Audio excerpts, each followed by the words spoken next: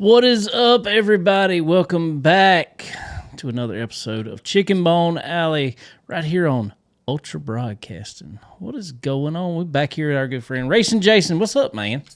So what's you, man? Oh, another day in paradise. It is actually mine and my wife's anniversary, so I have to say happy 13th wedding anniversary to my beautiful bride. 13. 13 on April 13th. What's the number of your truck? 13.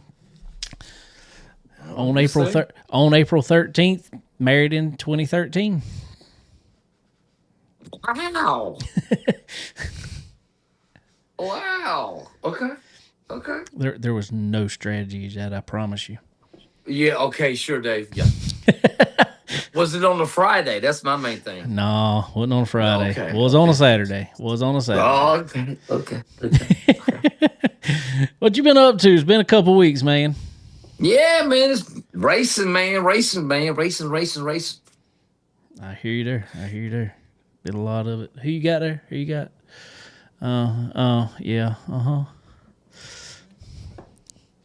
Just saying. Out there cherry picking, you know. Yeah, cherry picking. Yeah, I'm sure. Is that what he's doing? Yeah, cherry picking. Yeah. Mm-hmm. Yeah, cherry picking. I like mine. I was gonna wear a Carson Ferguson shirt, man, but yeah, I gotta do something. I can't find anything. Oh, you'll be all right. How about old Carson Fergie, little Fergie? Mm-hmm. How about that? I was good. I was glad to see it. Glad to see little Fergie jump in the truck for the first time, finish on the lead lap at Bristol. That is impressive. And then goes to Modoc Saturday, finishes second. Did he finish second Saturday? Yeah. I ain't gonna lie. I'm tell you, I didn't hardly get to watch any racing this weekend. There was a good reason. Well, it depends. What was the reason? The truck is ready to go racing Saturday. Good reason. It is ready to go. Good reason. Okay, so you good to go Saturday. We're good to go finally. Speaking of good to go, he's always good to go. Our good friend, the El Capitan, Steve Zacharias. What's up, What's man? happening, everybody? How are you? Are you rested up from a weekend full of racing on Ultra Broadcasting?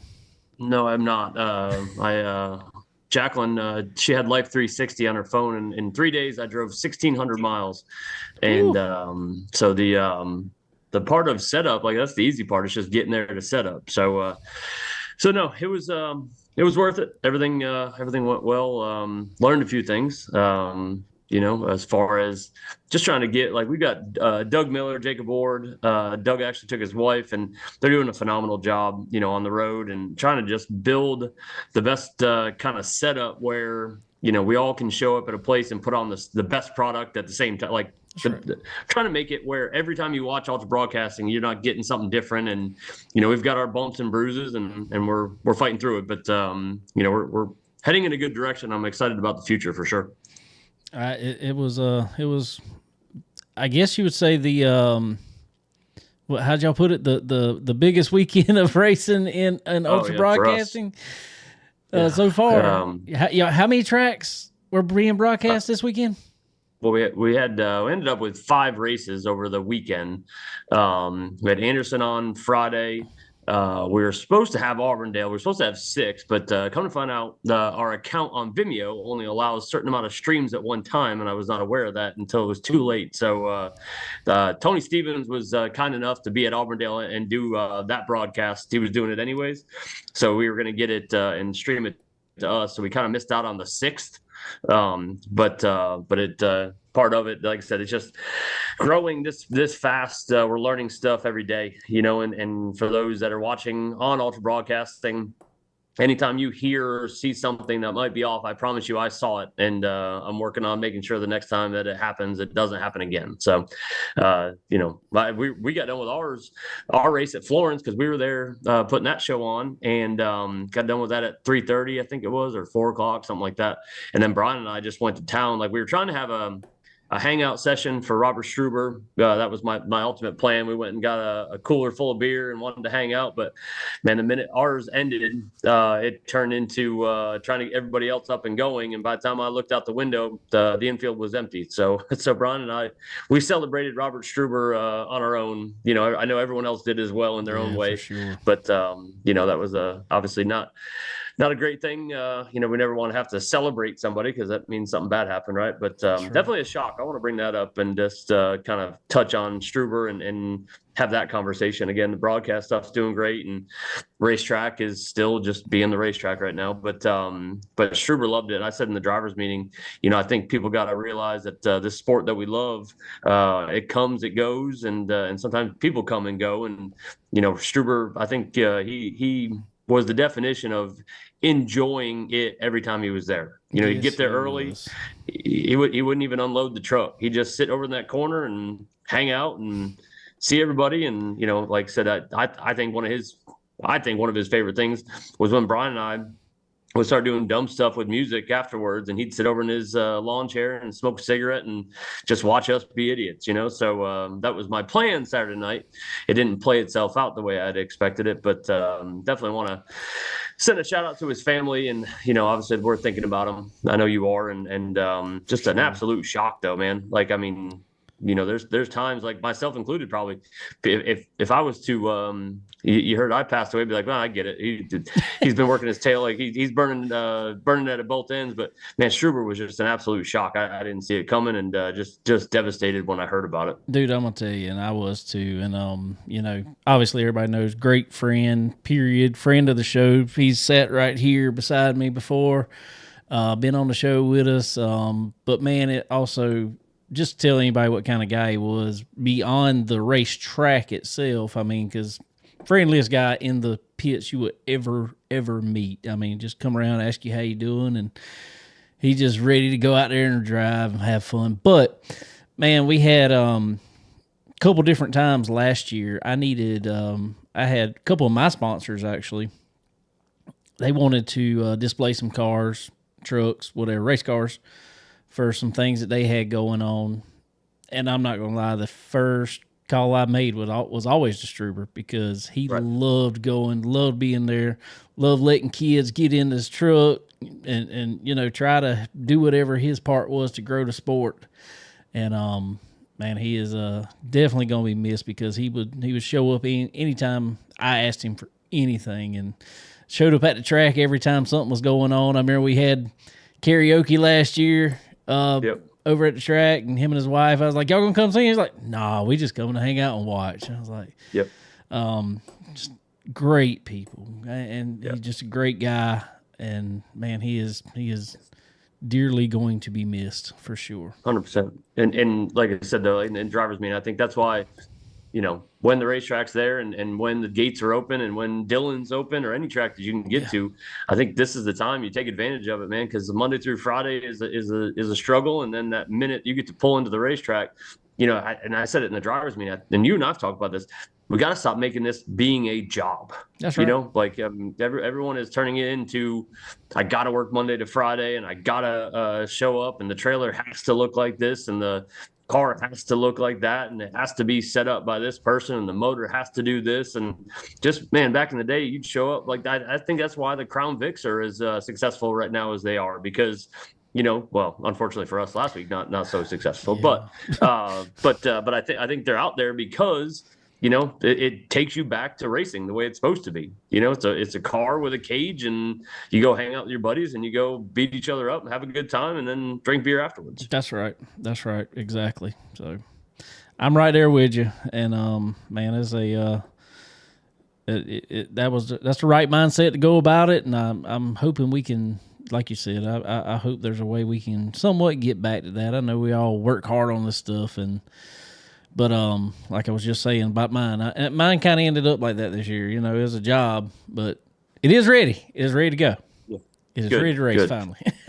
We had a pretty good overall for Florence. Besides Crown Vics, we actually had one of our best best weekends car count wise in a while. I know it's kind of pitiful to say that was a big weekend for us, but compared to when we first started, but we had 13 on the limited side, was 9 on the Charger side. Or no, 10 or 11 on the Charger side, 9 on the trucks. Our normal, close to 10 mini stocks. I mean, so it was a good day overall. So, and we had a couple Facebook posts about it, but like the day racing, I know it's definitely not ideal come July. But man, when you're done at 4:30, and you're back at the house on a Saturday afternoon, I talked to Wayne Locklear. He was able to go up to Lakeview and watch. So you got two races in one day. Especially when. So I mean the day. Now, just especially when like you're working with 2 tracks and all us around here, we love, we used to do that all the time in the go-karts days. Whenever we got done early, had an early race, which was very seldom. I remember doing that many times. Take off, go to a track somewhere else, and let's go watch. Yep. I love it. So no, I love the day racing, but we're getting ready. I told you before, I'm looking forward to night racing because we get to enjoy the new lights. That's right. That's what I'm looking forward to. So apparently, it's all of a sudden jumping straight to summertime. It was probably like 93 degrees this weekend. I said, "Boy, I picked a good weekend to start racing." Yeah, we went out yesterday. Jacqueline and I got home, and I made a few phone calls to Alan, talked about the weekend as far as some things we need to fix when it comes to ultra broadcasting. And Brian and I had our conversations, and then at 12:30 I put the boat in the water, and I said my phone does not exist other than playing music from here on out. So I don't blame you. Don't blame you at all. How about I saw your brother was able to jump back in a car. Yeah, but again, all this is thanks to Lucas Williams. Lucas has been kind enough to give us a race car, and the thing still, because Owen and Truett got into it 2 weeks ago or last race, and it wasn't bad. Like it didn't tear the car up too bad. It just knocked the duct work out, and and Lucas and I have been talking about getting it sent off, get new body on it. So that's been my plan, is to start taking it apart and clean it up, and then start the process of getting a body on it. And again, because I really want to see Lucas. He's been wanting to come back, and he's got a truck that he's got to Greg Peterson now. So hopefully Lucas comes and races more, and Big Ed, and that whole crowd comes back. So wanting to have the car ready for him when he's ready to come and able to come race. But yeah, so we just moved it from underneath the tech shed, put it behind the trailer, because unfortunately, and this is jokingly, but I told my brother, I said, put it behind the trailer. That way, at least it looks like we got a bunch of cars here. At least make it appear like there's a full field. So then he came up. He's like, well, if you want me to just go ahead and start and park it, and that my brother hasn't driven a race car probably since. I couldn't even tell you. Would have had to be if I had to guess, and he might be able to tell me I'm wrong, but it might have been the North-South Shootout race in 2004 when he ran a truck, the very first North-South Shootout race. Yeah. I think he had that. We had that truck, and then he may have kind of tinkered around with a few things, but very little to say the least. So. He didn't care if the nose was off it, if the hood was on it. He just wanted to get in and make laps. So thankfully, like I said, Lucas was kind enough to let him go out. And it started off as he was just going to go start and park. And then if I buy tires, can I, maybe keep up with people? I'm like, I said, you're more welcome to keep. Like it kept going, and he just he had a blast. I think enjoyed every bit of it. So.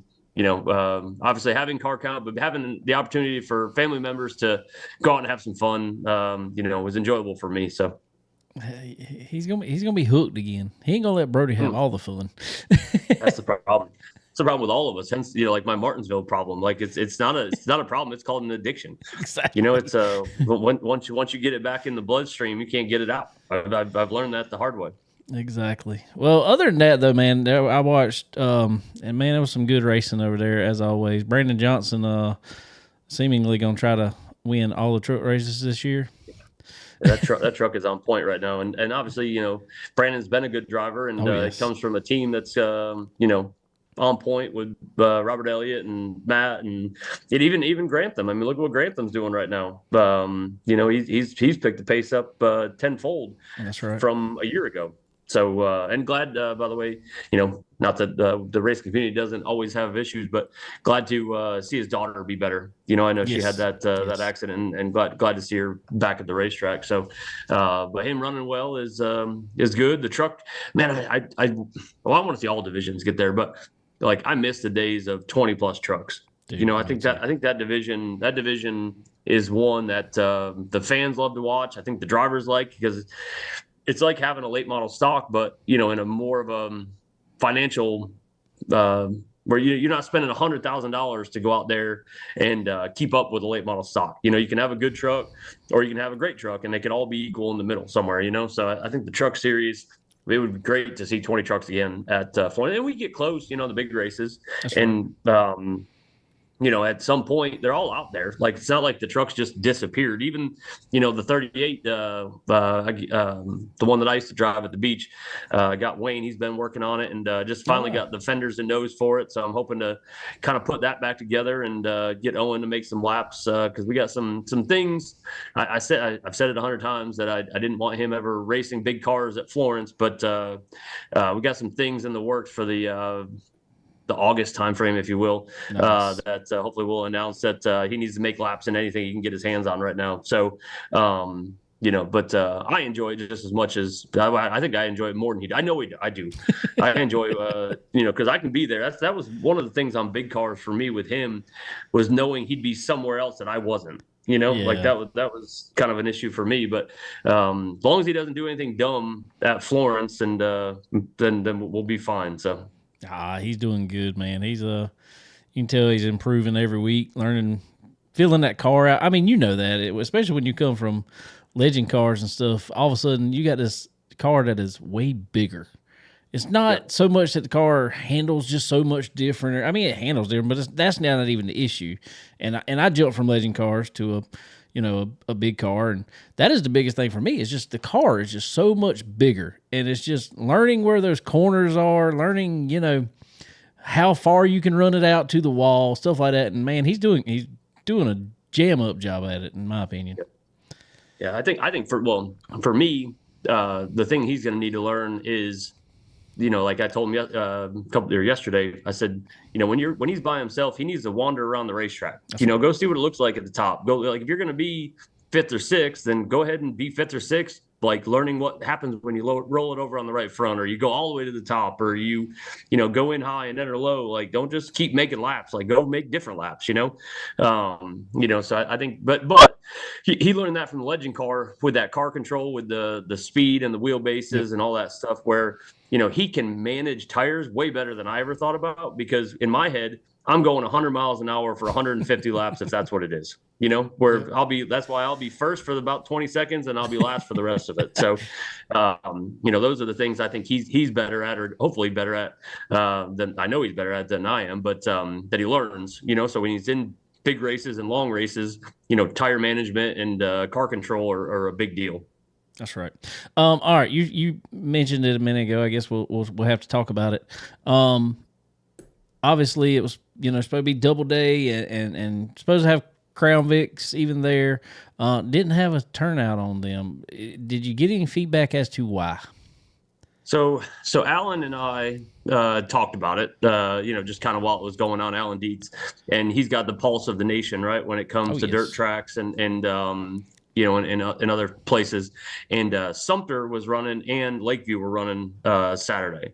So two of the biggest places in the kind of the belly of Crown Vics were right there, and so we've had decent. We had one, and it about 10, I think, showed up that day. The Crown Vics. So I mean, the first outing was promising. Looked like we had potential. I think we just got to do a look at it and really kind of dissect where other places are racing. It goes back to even late model stocks. We all can't run against each other. There's only so many cars trying to go to, you're splitting hairs at some point. So, we're not going to I thought Lakeview would have been okay, but I didn't realize about Sumter, which I really don't know much about that track. I'm just now getting into the dirt world because of the broadcast stuff. But I don't know much about down there and who races there and all that stuff. But I thought the Lakeview one would have been pretty good because we raced early enough. I was hoping those guys would get twins with us, load their stuff up, head up to Lakeview, and get a third race in one day. So you can get 3 races with one car and have a great day, So, but it didn't work out like that. We're not going to quit on them just yet. No. We gave Thunder and Lightning their years and didn't get much out of it. So we might as well hang on to this one for a little while. That's right. I think there's plenty of stuff to. Let's go ahead and also address the elephant in the room about your text, because I'm all in on that. Well, I'm glad you're all in on it, Jason. I haven't even told you this. I haven't told anybody this, but Steve. I said I've got a cool race we can put up with Crown Vics. I'm thinking. By the way, I think it'd be a good July 4th, which we'll talk about here. But a good July 4th, like fireworks, kind of like its own thing.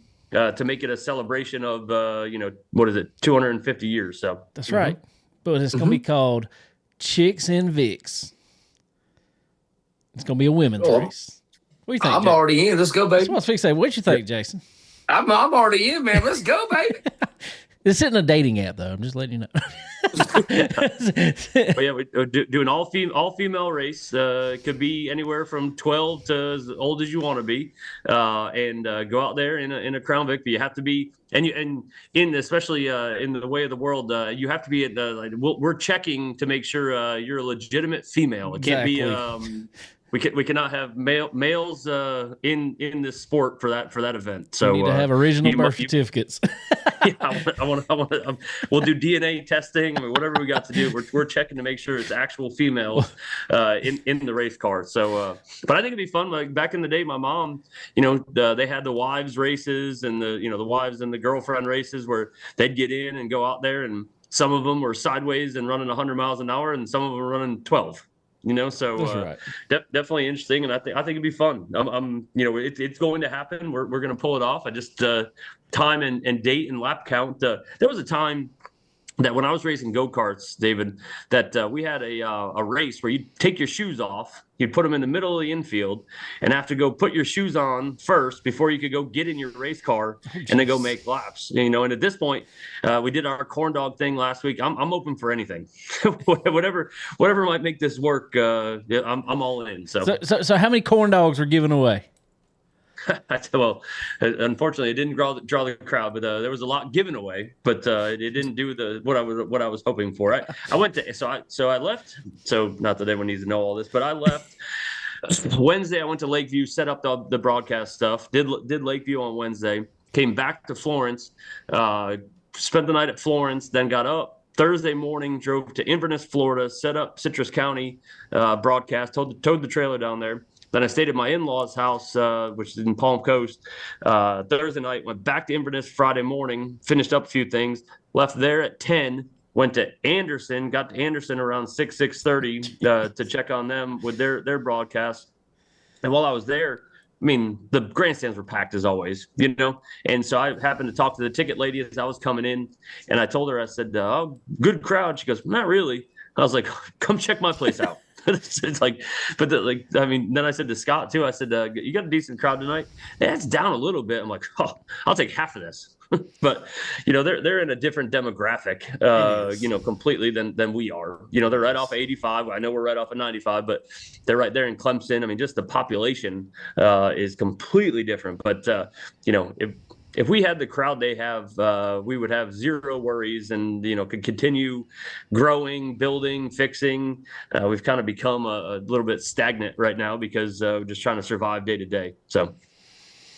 Yep. We got to do some interesting things, make it happen. I'm hoping, I know a lot of people have been asking over here in this Florence area, especially the hockey is ending and people are on Facebook, asking what to do after hockey's over. And I'm like, hey, racetrack's right down the road. Come on. Yep.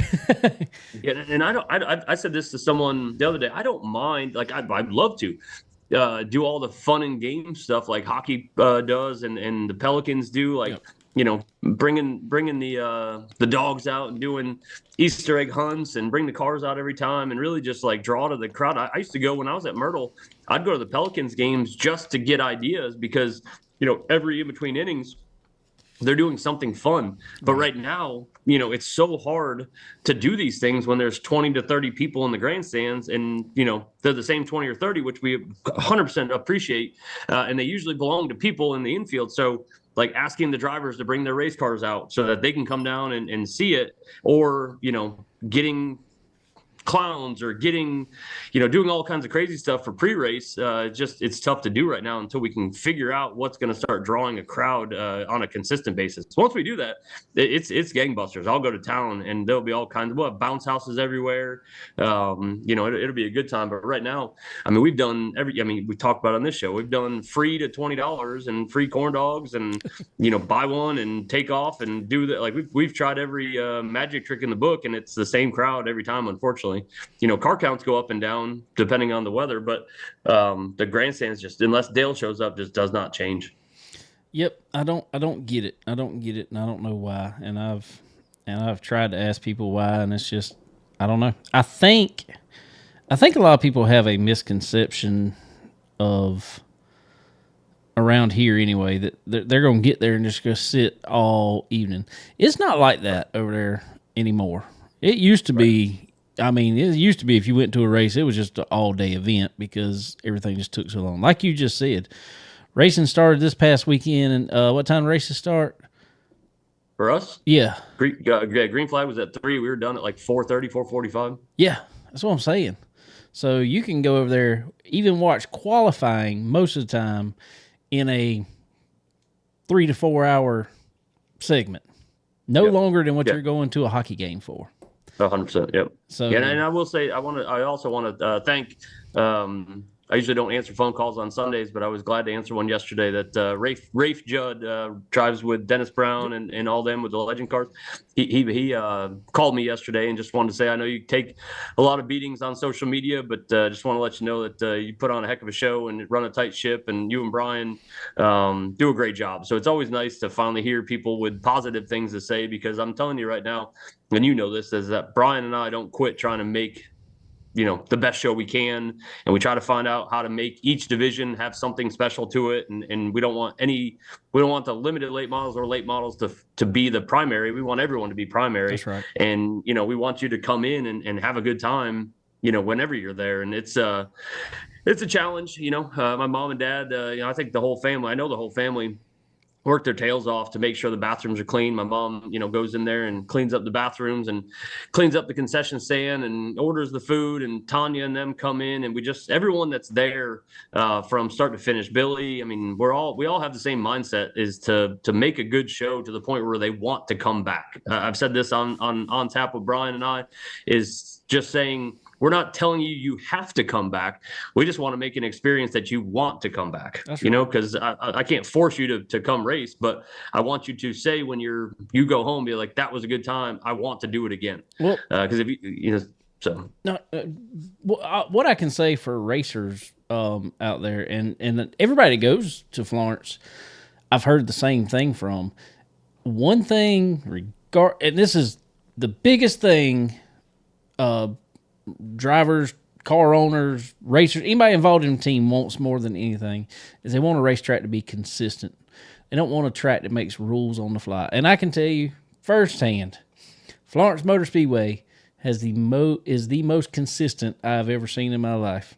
As far as, rules, as far as especially the rule on bringing out a caution flag. If you're involved, go to the back. Don't matter who you are.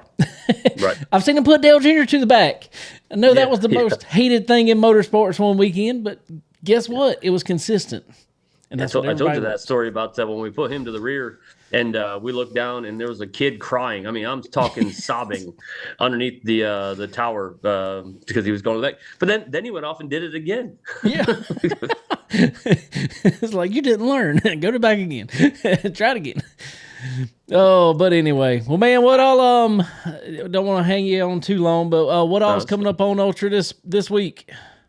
So working it out, it's kind of like as crazy as it's been. I know it's bad to say, but like we know our schedule, but we kind of take week by week. So Brian's coming over tomorrow, go through because like we put the post out about looking for help. That's one thing that obviously makes this tough. We're fortunate with having the whole family here to be able to kind of split up. Sometimes they did Lakeview last week, I think it was, and then we got Doug, myself to be able to produce. But it's just being able to be in those places at the same time. So this week we're hopefully going to be in Anderson on Friday. That one's still just kind of based on timing, but we're definitely going to be in Freedom Factory on Saturday. And then what else do we got? Lakeview on Saturday as well, I think. We have 3 races this week. Oh no, Southern National. I'm sorry. Yeah, Southern National is running this weekend, so we'll be in Southern National broadcasting.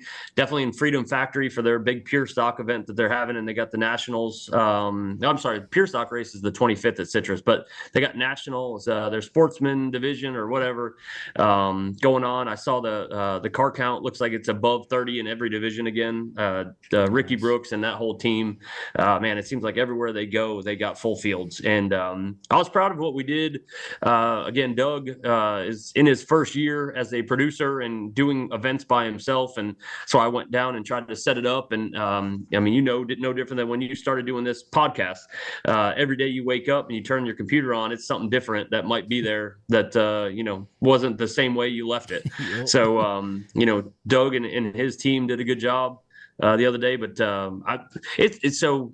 And I'm not trying to keep you with me here, but it's the little things that I actually enjoy. When I got there, like our shot we had was on the middle of the backstretch or on the front stretch. I'm sorry, like it was a platform.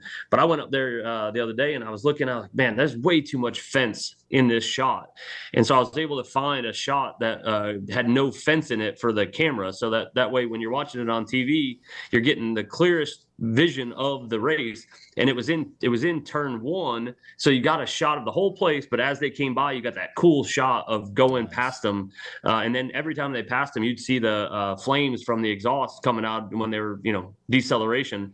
And it's those little things that I've started to enjoy, like where I'm going to put a speed shot and, trying to get the audio to be right. And I'm really, really working hard. Like I see Tony Stevens has got it dialed in now. I'm trying to figure out in-car cameras and, trying to make it where I still, like Mobile, we had a little bit of an issue with Nat Audio. We're working through that. But on some side of it, I hear people and they're like, I can't hear the race cars. And part of me wants to tell them, if you want to hear the race cars, you know what you can do is go to the racetrack. They're like if you want to watch it at home, you might hear the announcer, and that's great. But if you want to actually hear the race cars, it's in the grandstand. So go support your racetracks, because without these people supporting racetracks, I can tell you they're just going to keep going away. I don't care how much the Greenville stuff wants to keep trying to save Greenville. If you don't have someone behind it with money that wants to, that people are showing up and supporting it weekly, not just while it's gone, because it seems like everyone wants to get behind the when it's gone part.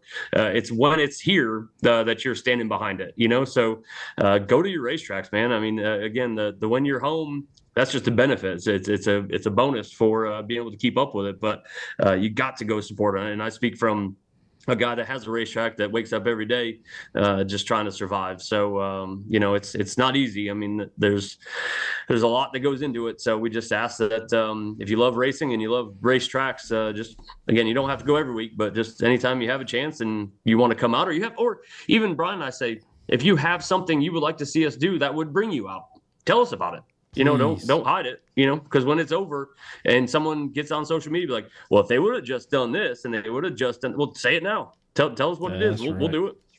I mean, like I said, I'm close to the corn dog thing. It's no joke. It came from Brian. I love the movie Semi-Pro, and it came from there. So if I got to fight a live bear, I'll fight a live bear. If we got to save the racetrack, I don't care. I'm gonna get a dunk booth out there. You got to sit in the dunk booth right on the front stretch. Again, that's how the broadcast stuff. People don't believe me, but the broadcast stuff that's going on right now, it was built to save Florence Motor Speedway, and it is doing the best it can, and it's doing a great job of it. Because I can tell you right now, if it wasn't for that and some help from behind the scenes, it could be long gone about a year ago. So, the broadcast stuff is doing what it needs. It just needs to keep digging. I need to keep growing it. And then I need a little bit of help at the Florence side just to get to the point that, again, I'm not trying to be a millionaire. I just want to have 2 places that I don't have to worry about, how am I going to pay the bills by morning? So That's right. That's right.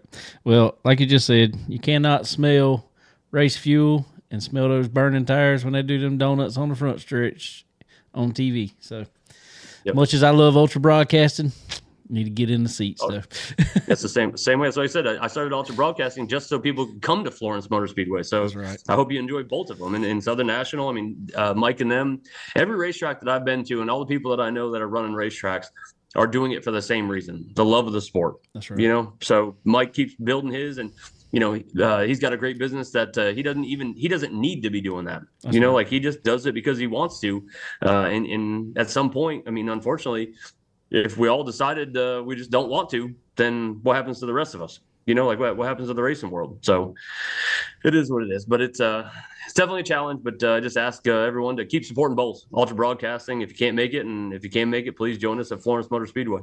Look, I'll tell you, the best thing to do: bring your phone, come sit in the stands at Florence Motor Speedway, and have your phone on ultra broadcasting, watching Lakeview or Auburndale or wherever. Last week was a lot. That was definitely a challenge. Trying to make all that happen on a. I keep telling everybody I'm trying to produce or put on productions like you're watching NASCAR, but I'm doing it on an Amazon budget. So I'm giving you the best I can, and I can promise you I'm putting the work in to deserve it. So for sure, brother. Well, we appreciate everything you do for sure. And we're definitely ready to see what all's coming in the future. Next race for Florence Motor Speedway is in 2 weeks now. 25th. Yeah. 25th. That's the date. So everybody be ready to come on out and check out everything on Ultra Broadcasting this week for sure. So many some new shows on there, new podcasts that we haven't talked about yet. Tell us a little bit about those while you're here. So there's a couple more coming back, or a couple coming, but the one that kind of showed up. So obviously Alan's doing his No Bull show. We've added you to the platform, which thank you for being a part of it, because obviously we're trying to give everyone that's got ultra broadcasting, even if it's not racing season and there's nothing on TV, there's something on ultra broadcasting. Right. So we ended up falling into meeting Randy the plumber with Mobile, Alabama. He's actually he's the infield announcer. So he started a podcast with his brother that's going to start coming out, and he really we're kind of in the infancy of it. He's starting to he's not really promoting it just yet, but he's got one out there right now. I think he calls it Surprise Son, where he shows up randomly to someone's shop and films it and hangs out with the teams there in the Alabama area. But he's going to do a lot more. He's super excited about being a part of Ultra Broadcasting, and I think the fun thing for Ultra Broadcasting is, again, no offense to the Flow Sports, but they've gotten so big they don't need you and I. They're above us, where I think Ultra Broadcasting will always be, as it's listed, for the racers, by the racers, and I think that's where he got excited about it and wants to see it grow, because he sees the potential of what we're trying to do. And if we have the same like-minded people building this product, I think the future is endless. I mean, I think you can see some big stuff. Got some other stuff going on. I know old Boo Carlisle, he's excited about getting back out there and doing some stuff. He's got one that he's working on. So hopefully he's going to get back out there. I think we've got another one that might end up on there. So at some point we might not just be Ultra Broadcasting. We might be Ultra Podcasting. We might have to start our own, start a whole another branch. That works. That works. Whatever. Speaking of Boo, I just want to know, and I'm on it too, and I've fooled Jason with it many times. What is this? I hear about the Suno stuff. Oh, geez. Don't even get me started. I spend most of my day now. If you could have stayed around on Saturday, have you made any songs yet? Oh God, yes. Yes, so many. I looked today. I've got 115 songs in my. Dude, really? So make sure if he's not watching now, make sure you text Brian, because Voss he's building them, not me. And it's gotten to the point where I wake up in the morning and I'm singing his songs And I feel bad a little bit though, because like they're so good and so quick that it scares me about the Skylar Whitfields Yes, of it the world. does. The ones that Skylar actually hates it. Skylar hates it. Oh, I couldn't imagine, but because like when it comes to that stuff, and so for those paying attention, so Suno is an app or a page where you can go and make your own music songs, and the ones Brian is making have blown my brain. Like I am stuck on all of them. He's got one called 5 o'clock Run. And it's about having a burrito, and having to, go to the bathroom, and like you're driving home and you got the clench in your fist, but it sounds like one that could win a Grammy. Like if you listen to the words, you're like, all right, that's kind of funny. But if you listen to the song, you're like, that's a badass song. Like, I mean, it's like, and then he told it at one point, like the one song, it's called what the heck's it called? Or the Tunnel at the Edge of Town, and but it is so good. And he told it to play saxophone. This saxophone solo at the end is mind blowing, rivaling Kenny G out there. Wow. He helped me on that. So that road or that drive coming home from so after I got Florida to Anderson coming home, I was on the phone with him like, dude, this last couple hours is starting to get tough. And he started just spitting songs at me. He's like, try this one, try this one, try this one. So I just kept listening to new songs, and I was like, all right, I'm home, never mind, I'm good now. Just letting you know, there is a Racing Jason song on there. Oh, is there? There is. So like the one thing I don't know, because Brian and I have talked about, because I just got done making a karaoke version, like with the words on it in like a background video. Yeah. For it's called Everyone Wants Her. It's a song Brian had. It's amazing. I think I met her. But can you go on? Like, can you hear your songs on Suno? I've never published them. Is it kind of like Pandora or like Apple Music? Can you go somewhere? You can if you publish them. You can keep them in your library, but not publish them. And I've never published any of mine. Yeah. Like I said, I came up with a stage name. So Brian's music name is going to be Brian V. Miller. There you go. And I've already got the logo. I've got the logo envisioned and everything. So that's great. What you got, Jason? Oh, Kyle Armstrong! You know the debacle with Race Ranch and all these drivers with shirts. Man, Kyle Armstrong sent me one Friday. He did a song about Race Ranch. Jeez. Yeah, it's impressive. I mean, again, AI is the way of the future, man. Unfortunately, it's unbelievable. And here I am, Steve. Here I am thinking. When Dave sent me that first song, I was like, damn, they can sing pretty good. I didn't even know that. And they talk, oh yeah, man, that's AI, bro. What? Yep. Got me. Tell him, Steve, I'm not that bad though. No, David's good. Brian's good. Like Brian's got a really good voice, but like when you can make a song in 5 minutes, make it like 2 seconds. Yeah.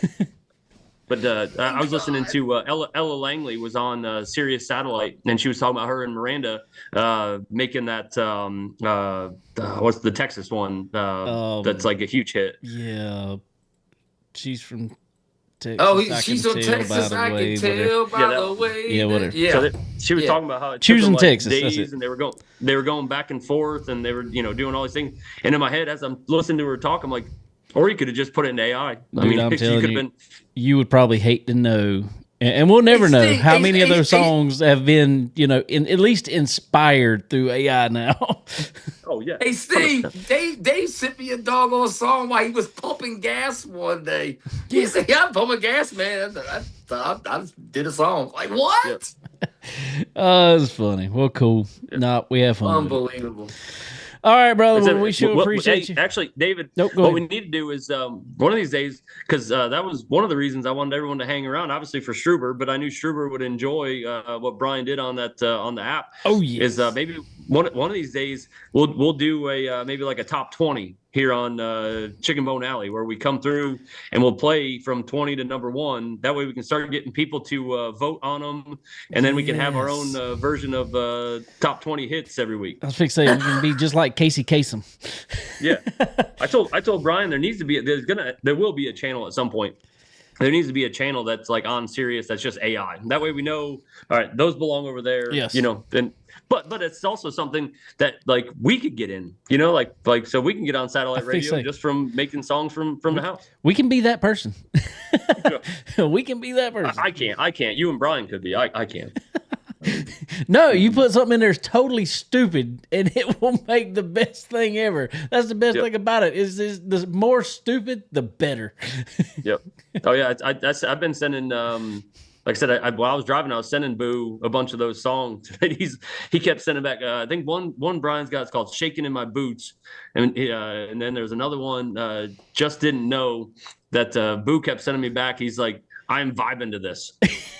He would. Yeah.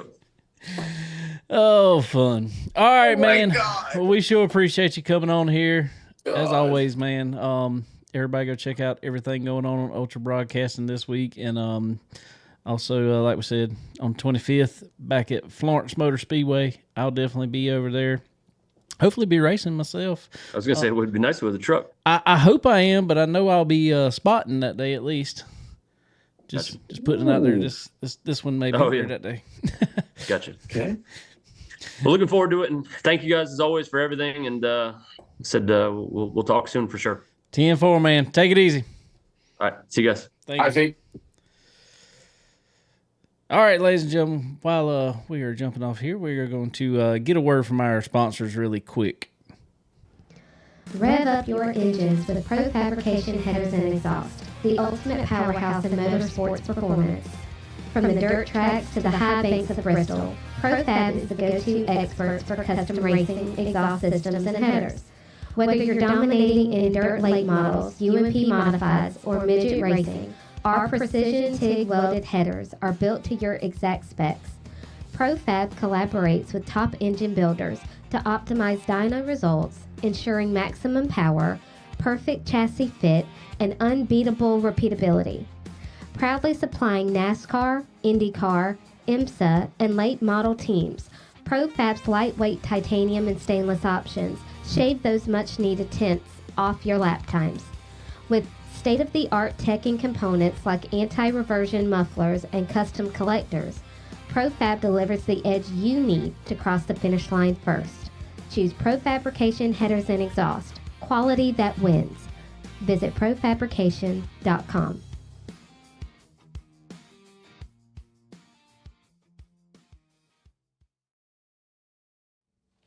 Chicken Bone Alley is brought to you by SRI Performance. They are your one-stop shop for all things racing.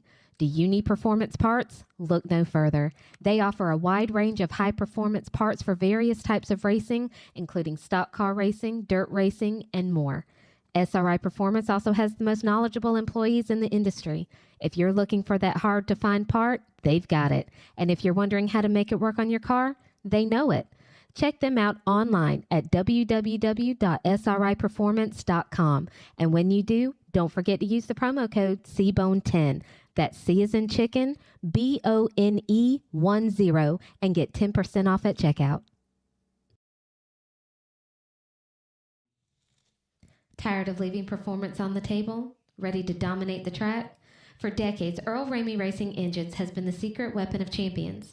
We don't just build engines. We craft precision, engineered powerhouses designed for one thing: victory. From meticulous machining to expert assembly, every Earl Ramey engine is built with uncompromising quality and a passion for speed. We understand the demands of racing, and we deliver the reliability and raw power you need to cross the finish line first. Whether you're tearing up the asphalt or conquering the dirt, Earl Ramey Racing Engines provides the competitive edge you've been searching for. Don't just race, conquer. Contact Earl Ramey Racing Engines today and let us build your winning machine. Stock Car Steel and Aluminum is a full-line steel service center stocking thousands of sizes, shapes, grades, and types of metals and plastic. If you need it, they have it. And if not, they work fast to find what you need and get it to you. Stock Car Steel and Aluminum also has the ability to cut orders to your specifications as requested. Their dedicated team not only brings many years of experience to the table, but they are always ready and willing to lend a hand with anything you may need. Stock Car Steel and Aluminum. Your material needs are covered here.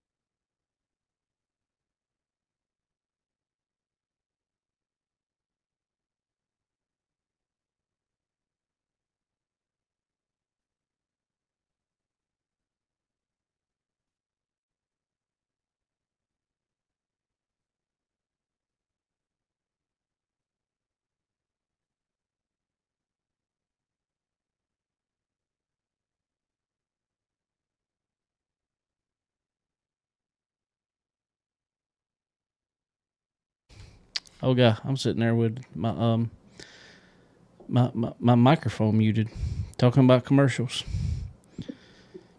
It happens. Go check out our good friends at Dixie Made, right here in Florence, South Carolina, ladies and gentlemen. Just said it. But go check them out. If you headed to the beach, it's getting that time of year, summertime. It is, well, not summertime yet, but it's sure spring. Spring breaks are happening. Summertime's happening. All the good things are happening. Coming up, go check out Dixie Made right here in Florence, South Carolina. They got you covered head to toe in all the best brands that you could ever ask for. So go check them out. Tell them we sent you over there. Also, MPM Marketing. You need digital help, or you need all kind of marketing help. If you were in this game of racing and wanting to move up, go check out Tanya over at MPM Marketing. She's one of the best in the business. Yes, sir. Happy birthday, Tanya. It is her birthday, isn't it? Or yesterday was her birthday. That's right. Happy birthday, Tanya. So go check her out. Go tell her we said hey. Also, our good friends up at Fresh Chef. If you're in the Race City area, anywhere around there, Fresh Chef. Go check them out. Some daily food and drink specials. Can't beat it for sure. All right, we're going to try to go through some stuff a little quick tonight. Like I said, it is my anniversary, so I'm going to try to get out of here a little sooner tonight. And like I said, I went back and looked over some highlights of some races, but I really did not get to watch anything because I literally, up until I hit play on this thing this afternoon, I was outside messing with the truck, trying to find stuff for the truck there. So, well, good. Getting some few things finished up on it. But for the most part, it is ready to race. So we're good to go. Like I said, we just talked about Florence Motor Speedway. Casey Kelly took home the win in limited late models. Lil Ricky Locklear won the Chargers. Brandon Johnson won trucks. I'm trying to remember. Kevin Jackson won 4 cylinders. And I can't remember other than that what else there was. There's Legend Cars and Bandoleros. Brody Zacharias won Bandoleros. I think Ryan Zima won Legend Cars. And I think that was it. I did good. Yeah. So beyond that, we had some racing. We talked about it real quick. Let's touch on it. Before we started with Steve there, Carson Ferguson made his Truck Series debut in the Colleague Ram truck. Quite impressed myself to be able to stay on the lead lap on a track like Bristol is a feat in itself, especially for your debut. Obviously, yes, it is his first race on a in a truck. But I don't want anybody to ever think that Carson is coming in fresh and a slouch on asphalt though. Well, that's concrete, but you know what I mean. Okay. I see what you did there. Well, regardless, I don't because Carson, if people didn't pick this up from the show, Carson was really, really, really good in Legend Cars. Good. Really good. I mean, he was the man for years in Legend Car. And then he went the dirt route. So I don't want anybody to ever think he's a slouch in this and coming in just completely green. Because, man, if he got out there in a truck for the first time, very limited practice. What, they get, an hour practice maybe? That's all he's ran a truck. That, qualifying, race. That's it. They can't test. Mm-hmm. And the man brought it home 21st, I want to say it was. First. On the lead lap. Quite impressed. Yes. So wheelman. He is a wheelman. I think he deserves more. I'm not trying to talk junk about Minnie Tyrell by no means. But to me, yes, Minnie outran him the other night. Minnie's been in the truck the whole year. He should have outran him. Man, I think he looked better in his debut than Minnie has really all season. And like I said, not talking junk about Minnie by no means. But I just calling a spade here. And then goes to Modoc Saturday and finishes second in 6:04. Exactly.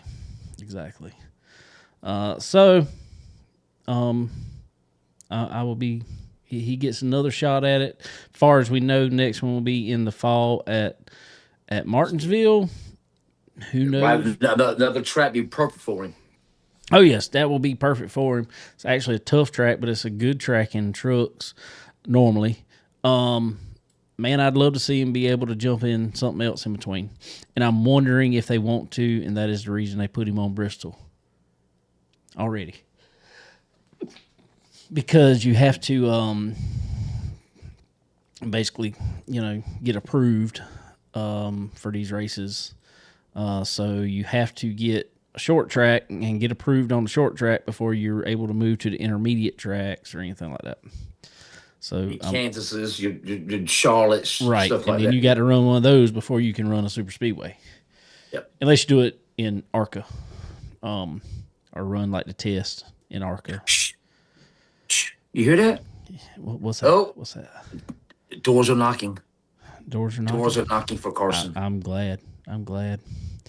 Our good friend Andrew Garris was up there with him during the truck race, hanging out the whole time. Was he? Yeah. Yeah. Awesome. So, I hope to see him get something. Not that being at Paler Motorsports isn't a good ride, because that's one of the best you could get, in my opinion. But I hope to see him, whatever he wants to do. If he wants to go the big time asphalt racing, Jason a cry, but man, that's obviously, we all know that's where you can make the money at. Make a absolute career out of being a race car driver. Not saying you can't on the dirt side, but you got to beg a little more on the dirt side. Yeah. So I don't know. But so that was I'm trying to remember who won that race. Christopher Bell won it. Yeah, he won it for Stuart Friesen in one of Stuart Friesen's truck.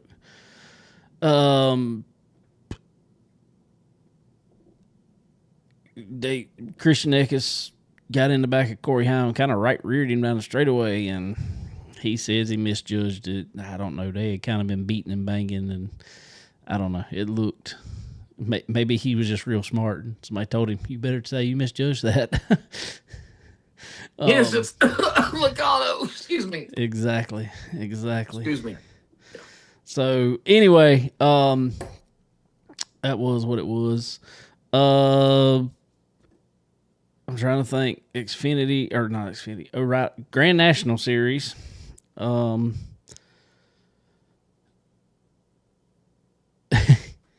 won? I have no idea. Connor Zilisch. Oh, that's right. Kyle Larson led most of it. They had a late race restart. Connor Zilisch did not go in and get tires. This is where it needs to tell you.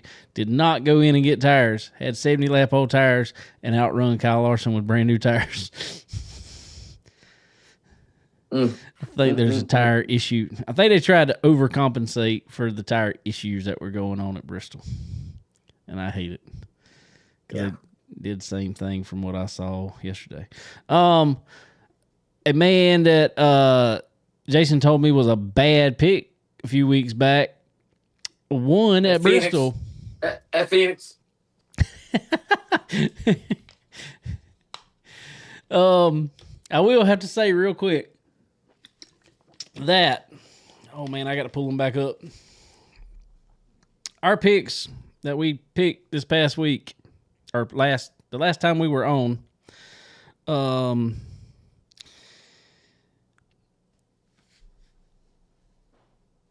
this is probably the worst finish I've ever had to win a race myself. Noah Gragson finished 26th. Nobody. And I took the win. Christopher Who Bell. did I pick, Dave? Christopher Bell is who you picked. That's right. Finished 27th. Hit the wall pretty good. Hey. And Connor had picked. Who did Connor pick? Josh Berry. Josh Berry. He finished 32nd. So, Wow. In saying that, real quick, that was attrition there, Dave. I'm Attrition. telling you, boy. We'll pull up our season standings real quick. Connor's still in the lead with 18 points. Guess what? Me and you are tied again with 15. Again. We finished literally one spot different from each other again. I'm going to have to, I'm going to let everybody down real quick. Not that everybody really cares. We're going to make our picks a little later in the week because I honestly forgot to text Connor and get his picks for this week. And he goes first. So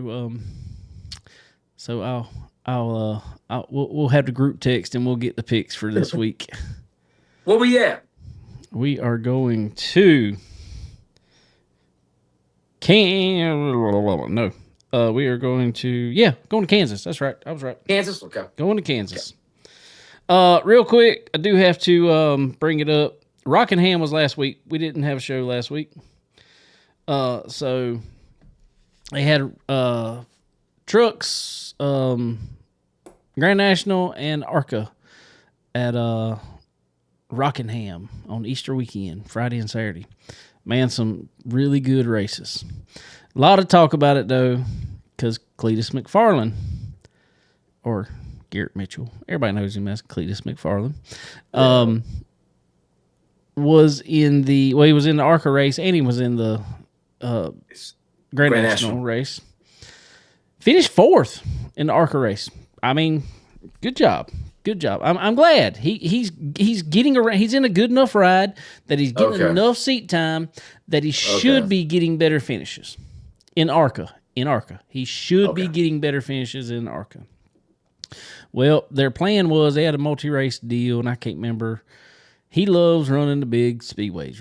Wants to run Daytona, wants to run Talladega because he can just go flat out and go. Well, the man spun out once on his own, I think. He said he wrecked about 5 times, but just didn't completely wreck. So I don't know.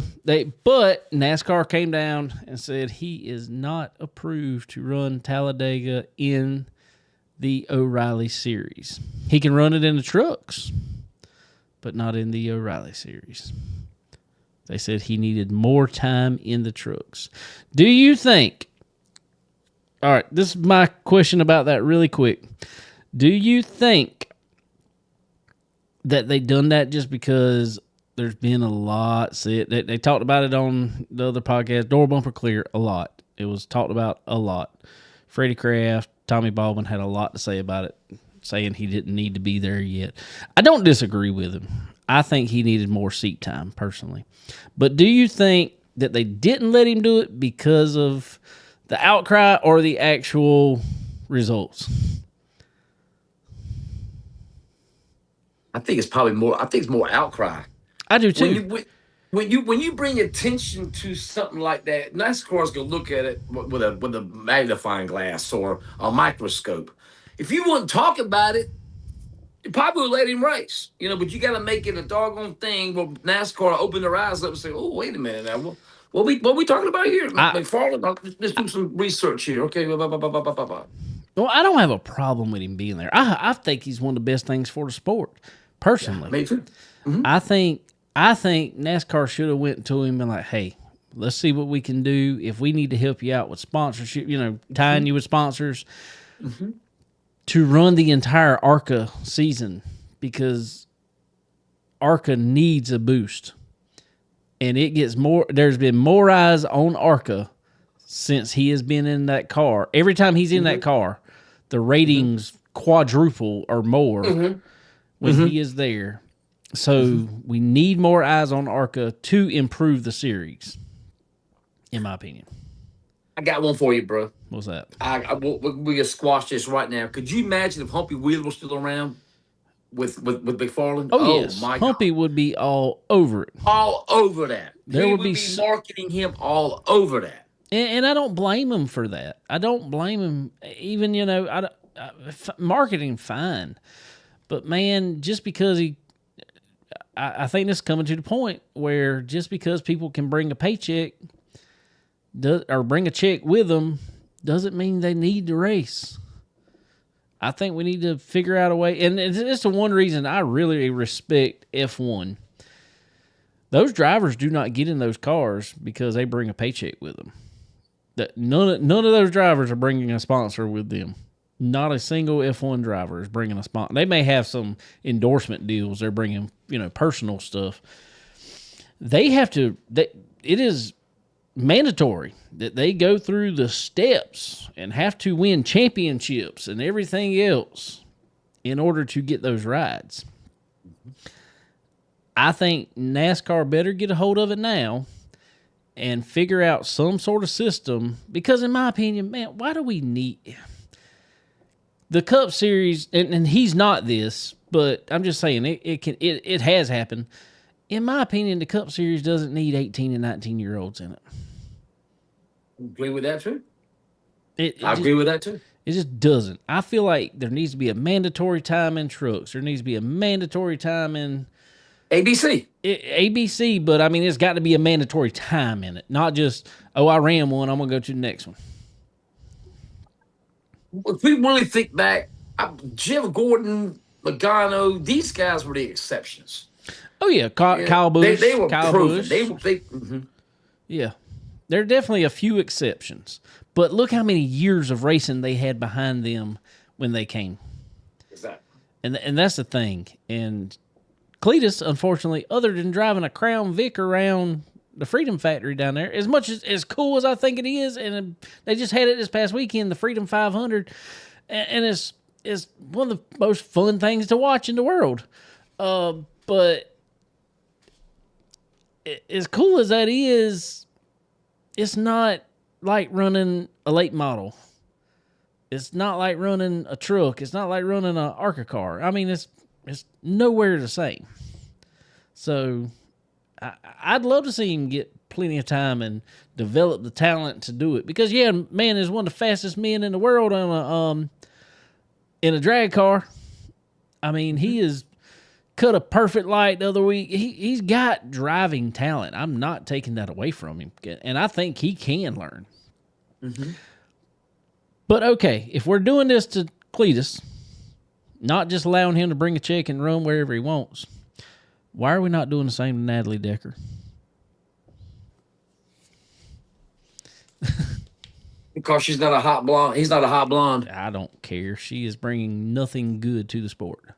I cannot disagree with you more. I cannot disagree with you anymore.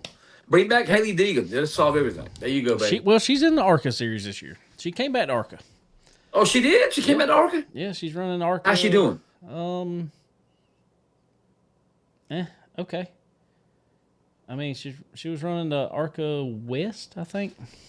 I don't ever see much ARCA West, so that don't count. I mean, there's good cars there, but that's not okay. She might be running some East and West stuff, maybe. I don't know, but she's not running national. She's not running national.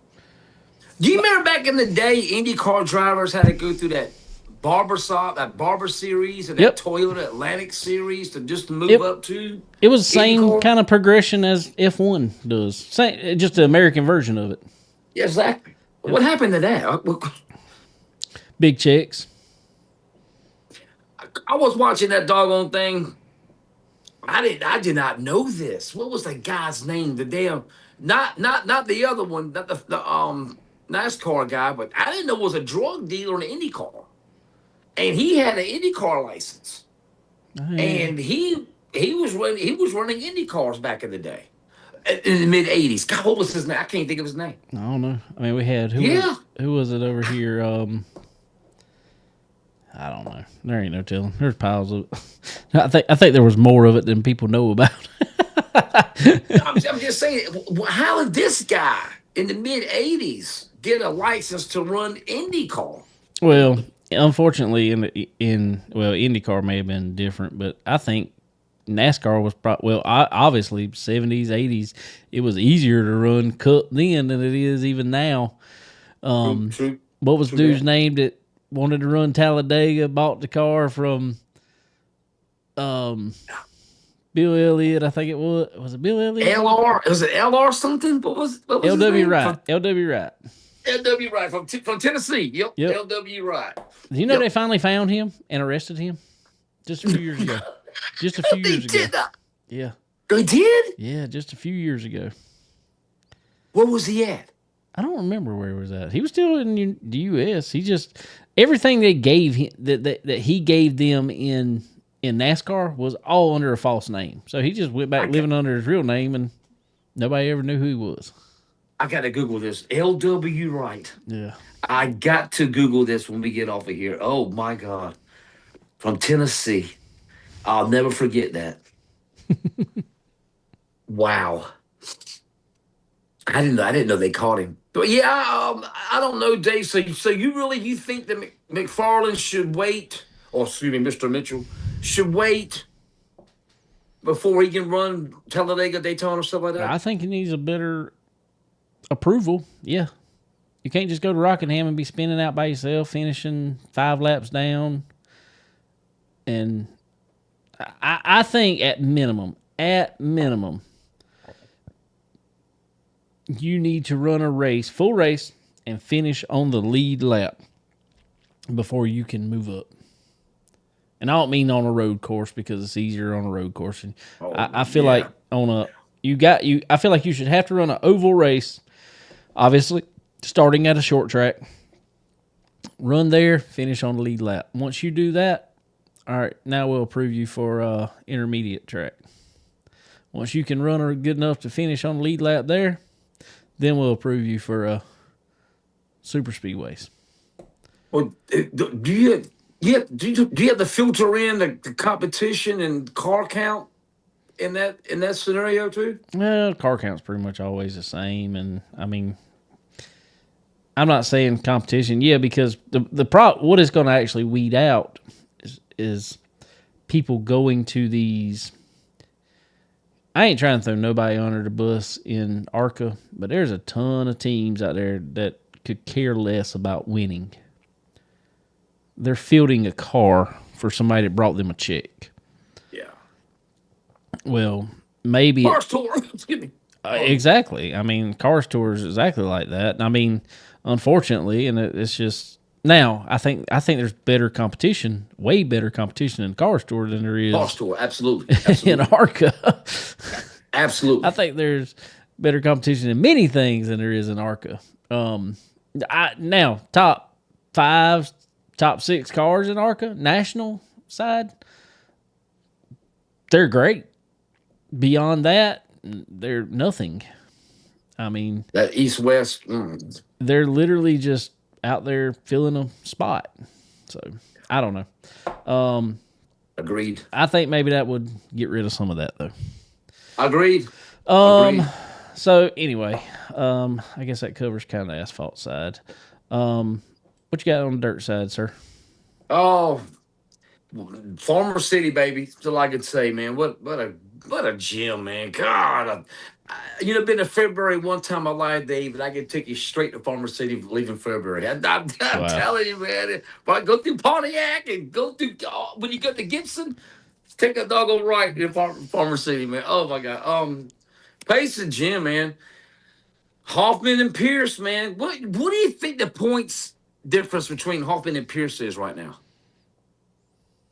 I have not looked at it, so I have no clue. I'd say it's probably pretty tight, though. I'd say probably within 20 points. 2. Wow. Tighter than I thought. Yes. I'm glad.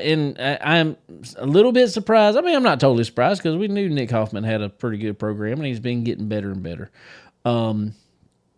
But I am glad Hoffman is up there giving Pierce good competition. Me too, bro. Me too. This is what I've been dreaming about this for the last 10 years, Dave. Somebody please give back Pierce a battle, and man, we're getting it. Here's what's really surprising. T-Mac's third in points, 139 back. Wow. See, that is what I was telling you at the first of the year. Now, Hoffman is way closer than I thought, so I was wrong on second place not being close, or just leader running off. But this is what I was talking about at the first year, that beyond Hoffman, maybe, I don't think there's a ton of competition in the World Outlaws right now. I'm not saying somebody might not step up and get better, but do you think anybody's going to come from that far back and beat them for points? No. And look how early we are in the season. Yeah, it's over. There's no consistent. I'm not saying there's not consistent competition or not competition at any given track. There's just not consistent competition. Unfortunately. Well, you think it's consistent competition for them to be so far back? What I'm saying is, you think, T-Mac's 139 points in third place, but is it because the competition is so good, they're racing among themselves? Or is having a couple bad nights with flat tires goes, I mean, yeah, you can put that in there, but man, most of that stuff, unfortunately, you make on your own. I mean, flat tire, you don't necessarily always make on your own, but beyond that, man, I don't know. Let's look at T-Mac. How many? I doubt you have the statistic in front of you, but how many top fives he got this year? What would you? I mean, just a roundabout. What would you say? Really, since Volusia, really hasn't had much of anything. That's what I'm saying. So he's consistent, maybe consistent top 10, and a consistent top 10 is good enough to put you in third place. That means there's a lot of other people they'll run good one night, and then they fall back. They'll run good somebody else will run good one night, then they fall off. So I just feel like this is where I said that I thought Lucas, in my opinion, has a more stout, at least top 5. Yeah. 5th is 170 points back. Lucas Oil. So, okay. James Hunter just told us that. Lucas Oil, 5th place, is 170 points back. Lucas 5th is? Yep. Turbo's 5th in points in World of Outlaws, 173, yeah. Yeah. So it's about the same. That's about the same, but I don't know what the if anybody can tell us real quick, what is the top 4? What is the point spread in top 4 at Lucas? I'd like to know that too. I had it written down in Lucas. They ain't racing the last couple of weeks. Right, that's why I don't have Lucas down. So, but I know one thing though, Dave. I know. Guess who's going to Dagan next week? Not Daga. Not Daga. Not that Daga. I know. The other one. The one that counts, really, Dave. The across the street one? Across the street one. Like Cody Edmonton said last year, man. Oh, my God, that was so funny. Hey, Cody, I heard there's a rumor going around there's a dirt track across the street from the big NASCAR track. No, there's a NASCAR track next to the big dirt track. Oh, my God, I love it. You know what I always thought would be funny at those... Right there. What I always thought would be funny, and Mike would be pretty cool because we don't have a whole lot of it. There is some, but there ain't a whole lot of it. Like the ones that are affiliated or, right across the street from a cup track or something like that, make it obviously smaller, but make it the same general shape as the cup track. Like Charlotte. Dog leg. Exactly, like Charlotte. That would be awesome. Yeah. It would be unique. It'd be awesome. Well, that's the way. What was it? What was the dirt track? Well, it was asphalt for a while. Then it went back to dirt. Then back to asphalt. Freddie Queer ran on in Charlotte. What was the name of that track, Dave? I can't remember. Oh, Concord. Yep. Yeah, Concord Motorsports Park. Triangle. Had a dog leg. Well, not really a dog leg. That was a triangle. Yeah, that too. Yeah, you're right. Pittsburgh. Yeah, you're right. RTJ is 100 back. Overton 95. Oh, I'm sorry. Oh, wait a minute. Okay, let's go from Huddy is 15 points back. Overton's 95. RTJ's 100 back. Wow. So that's still, it's fairly consistent though. That keeps you, yeah. 6-7. Like I said, I still think the top, like right there, top 4 maybe, might be a little stronger, I think, in competition, weekly competition, consistent competition than the World of Outlaws. I'm not saying Bobby Pierce couldn't come over there and still win. I think he could. Obviously, we've seen all these boys race together, and Bobby Pierce still fast. Nick Hoffman's still fast. I know. I love everybody. I'm just messing with you, man. I love Nick too, man. He's freaking awesome. Hoodie comments that Hoodie probably would be leading World Outlaws. That is a possibility. In the 6 car, maybe, but not the 71. Come on, man. Yeah. I'm just saying. Come on, bro. Hoodie over. I don't know. I think he'd be good competition. Oh God, could you? Oh man, come on, Hoodie, come to the side. No. Could you? I'm just Bobby just go to Lucas. How much are they paying him? How much are they paying him to keep him over there? I have no idea, bro. I don't know. I'll be honest with you. I think most of these guys run Outlaws because there's more tracks in their area and what they grew up on, Midwest and everything. Yeah. I think that's why a lot of guys run Outlaws. I agree. All right, what else you got? Dave, let's cut it short, man. I know you ready to get the hell out of here. Let's cut it short. You good? Did you go to Sumter this past weekend? No, I didn't go to Sumter. You didn't go to Sumter? You had to work? No.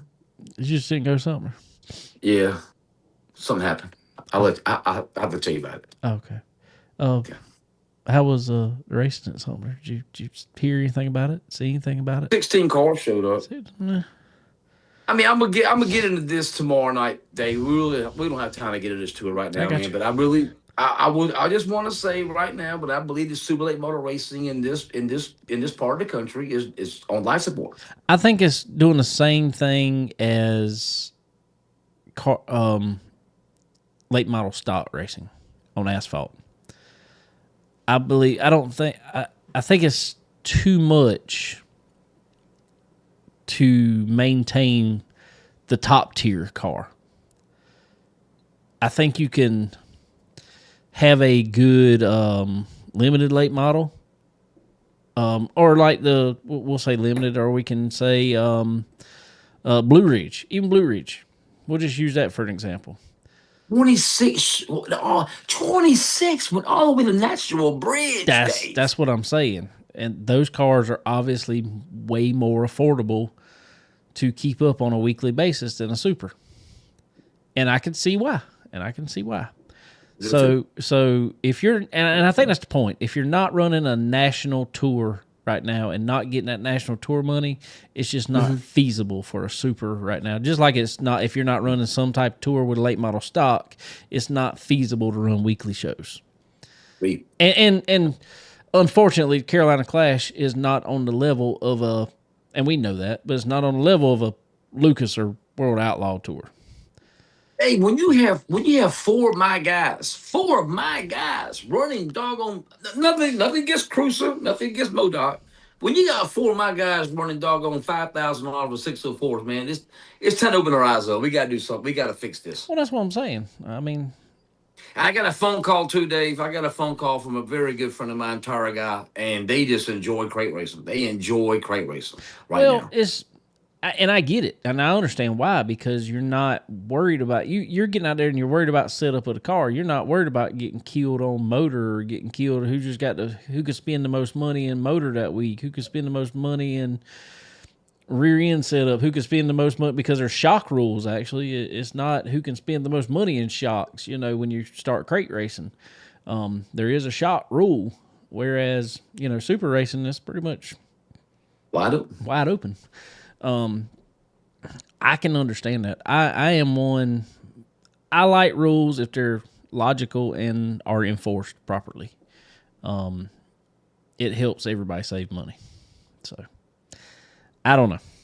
But anyway, well, man, we're gonna jump off here. It's been long. Hadn't been long this week, but glad we're back after a good Easter break. Back at it. Like I said, I will be. Plan is right now, as far as I know everything, we will be racing Saturday night at Dillon Motor Speedway. Why are you going to Dillon? Okay. Yeah, they're racing Saturday, and then Florence running next Saturday. I mean, speaking of which, just for 1 second, Dave, let me ask you a question. Yes, sir. When Steve was on here talking and everything, what can it do for the track? And I know Anderson is really geographically people up there love their racing so much. Do you think if Dylan and Florence work together and y'all could have a point system or something, bonus money, one could run Friday night, one could run Saturday night, would that help the car counts any? No, it would hurt the car count. Ooh. It's one. Steve and them tried to run last year. I can't remember what time it was. I mean, unless you have just some crazy stupid show or it's a holiday weekend or something like that. Nowadays, the only thing that really works good here, for whatever reason, on a Friday night is when the Cars Tour comes in town to Florence Motor Speedway, because it's Darlington weekend, it's Labor Day weekend. That works good. They ran a Friday night show. Was it July 4th weekend? No. What? Yeah, it might have been July 4th weekend last year. I can't remember exactly what weekend it was. But they ran a Friday night show because Dylan was running Saturday. And did we run both? Yeah, I think we did. I think we ran both.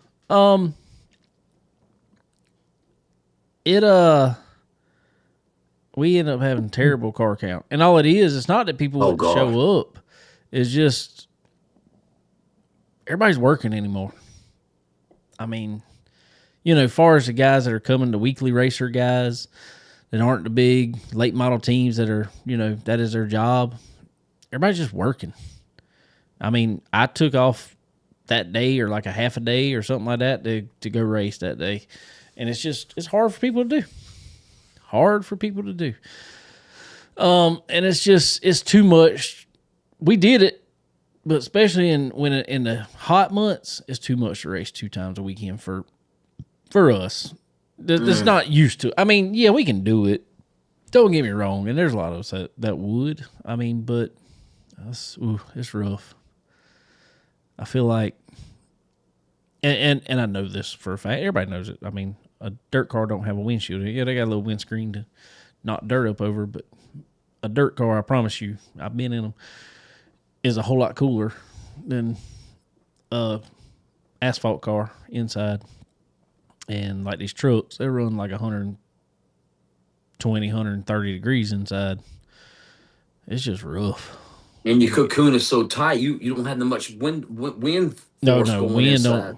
Don't. I put vents in. I put like a vent with a hose in mine because the last race we ran, I didn't have anything in it. It was the first one we ran in it, and I didn't have anything. A little bit of smoke got in the cockpit, and it just would not leave. It was just like, because of the way the windows are made, it kept it in there. So, didn't blow out. No. So no ventilation. No. So it's but I'm just saying. I mean, so we got that problem. Little stuff like that fixed. But I don't know, man. Yes, I do think. I think 100%. Me and Steve have talked about it. I think if Florence and Dylan could work, and they do work together on the aspect of they will not race over top of each other. Yeah, they alternate. They alternate weekends, and I appreciate that. Now, I do think if they would come together and work together on point stuff, especially for our local guys, especially for the Charger class, the trucks, you could do a Crown Vic deal then, and have like a points deal with, I mean, and just all the classes. I mean, anything other than, I think, late models, because I don't think late models they're running at I-95 shootout stuff, and that's late model stock. Ron don't run late model stock at Dylan hardly ever. But I feel like they could get in on that too and just have select races. Man, it'd be 3 tracks. Be Florence, Dylan, and Southern National working together on it. It'd be freaking awesome. Yeah. I don't know why. Don't know why. Hopefully they can work together on some of that stuff. Me too, bro. I know me and Steve's talked about it, and Steve would love to. So hopefully one day that'll happen, because I think it'll help the racers out, especially when rules are identical from racetrack to racetrack. Carburetor rules, weight rules, all that stuff. When I can literally just change the setup in the car and go race, is great. When I got to change carburetors, when I got to change pull weight or add weight or, something like that. That's just it's too much. So I don't know. That's where that is. We got to figure out something. Please, everybody on here, if I know a lot of our locals listen, please tell me why. Just send me a private message. Don't have to put it on here publicly, or if you want to put it publicly, sure, go for it. Why racers and fans, why are we not showing up to the local tracks, especially asphalt tracks, especially here, Florence, Dillon? We're not getting fans. Why are we not? I want to know why. Give me a good reason. Like Steve said too. Give a good. Yeah, if race. You got a suggestion, please tell us, because I have no skin in that game other than it is my home tracks, and I want them to succeed because I want to keep racing there. How about this? They used to make this on Mad TV a lot. How about a night of destruction, like a trailer race, boat race, or camper race? We've talked about that. That is just have a night of destruction. That would be awesome. That is a thought as well. Me and Steve have talked, because me and him talk a good bit on just, it's like, what is some crazy idea that might just bring people to the track? So who knows? Maybe something like that will come up. Night of destruction. There you go, baby. Let's go. Anyway. Well, man, good deal. I appreciate you as always. Yes, sir. Appreciate everybody joining in on here as always. But I reckon we will see y'all next week. Be sure to go support your local track. If you can't be at whatever track, please tune in, because that always helps too. Whatever streaming service they're on, we prefer you be on Ultra Broadcasting. But whatever streaming service, because it always helps the track in the long run.